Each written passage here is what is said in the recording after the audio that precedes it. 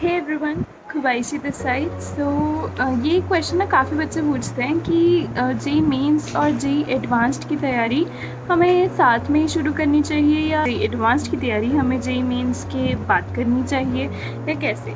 मैं अपना बताऊँ मैंने कैसे करी थी। हमारे कोचिंग इंस्टीट्यूट में देयर वर मॉड्यूल्स।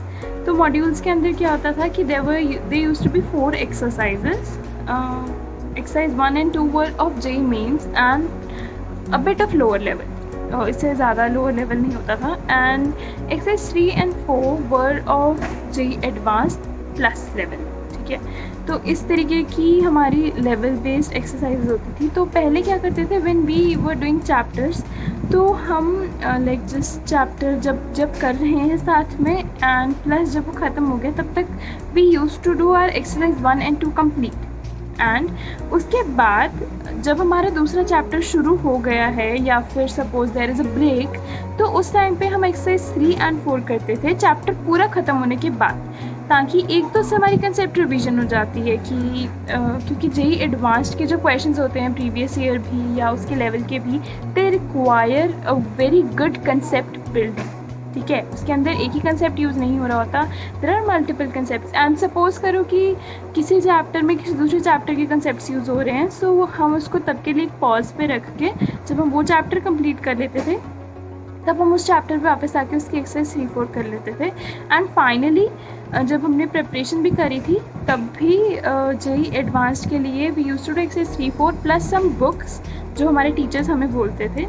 एंड इसका फ़ायदा क्या होता है कि जब हमने एक्सरसाइज 3-4 करी ना, तो हमारे कंसेप्ट और स्ट्रॉन्ग हो गए, हमारे कंसेप्ट और डीप हो गए, हमारी अंडरस्टैंडिंग और डीप हो गई। तो इनफैक्ट जेई मेंस में भी बहुत हेल्प मिलती है इसकी, नॉट ओनली जेई एडवांस। ठीक है, जेई एडवांस के लिए तो तुम एक थोड़ा सा अपना बेस सा बना ही रहे हो, उसके ऊपर जो बिल्डिंग बनेगी that will be by books. तो बुक्स जनरली मेरे टीचर्स जो प्रिस्क्राइब करते थे हमें वही करते थे। एंड ये चीज़ हम सारे बैच वाले करते थे एंड हमारे बैच में से बहुत अच्छे रैंक्स भी आए थे। So you need not to worry about rank. And ये एक ट्राइड एंड टेस्टेड टेक्निक है। सो you can apply this into your studies. So मैं तो यही बोलूँगी कि जैसे तुम जेई मेंस की प्रेपरेशन शुरू करते हो तभी जेई एडवांस की भी करने का फ़ायदा है, बिकॉज जेई मेंस के बाद अगर तुम एडवांस की प्रेपरेशन शुरू करोगे it would feel odd and in fact boring, क्योंकि तुम्हें लगेगा कि जेई मेंस के टाइम हमने सारा पढ़ लिया, हमें दोबारा पढ़ना पड़ रहा है। इनफैक्ट तुम तो ढंग से कर भी नहीं पाओगे।